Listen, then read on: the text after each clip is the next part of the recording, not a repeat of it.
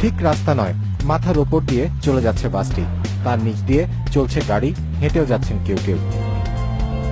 হঠাৎ দেখে মনে হতে পারে কল্পকাহিনীর কোনো বাহন, কিন্তু তাকেই বাস্তব জগতের সড়কে নামিয়ে এনেছে চীনের একদল প্রকৌশলী। চীনের কিনহুয়াংদাও শহরে ৩০০ মিটার লম্বা ট্র্যাকে প্রথম পরীক্ষামূলক যাত্রা সম্পন্ন হয় বিশ্বের প্রথমেই এলিভেটেড বাসের। সাক্ষী শত শত অবাক দৃষ্টি। এটি চলে রাস্তার দুই ধারে তৈরি করা বিশেষ ট্র্যাকের উপর দিয়ে। আছে আলাদা স্টেশন যাত্রী ওঠানামার জন্য।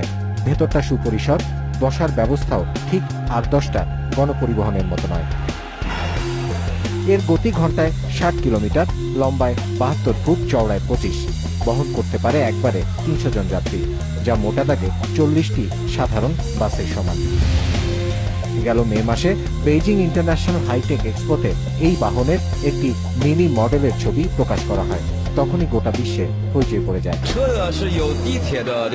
এটি একটি সাবওয়ে ট্রেনের মতোই যাত্রী পরিবহন করতে সক্ষম, কিন্তু নির্মাণ ব্যয় সাবওয়ের চেয়ে অনেক কম। কোন শহরে এরকম একটি প্রকল্প শেষ করতে সময়ও লাগবে ১ বছর মাত্র।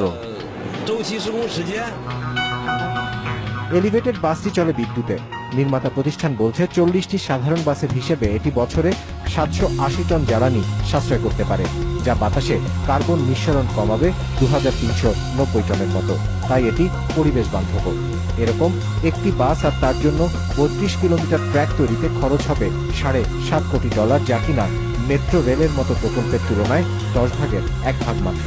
তাই চীন তাদের সব ব্যস্ত নগরীতে ভবিষ্যতের বাহন হিসেবে এই এলিভেটেড বাস ছড়িয়ে দেওয়ার কথা ভাবছে। মিরাজ আহমেদ চৌধুরী, বিজনেস রিপোর্ট, মাছরাঙা টেলিভিশন।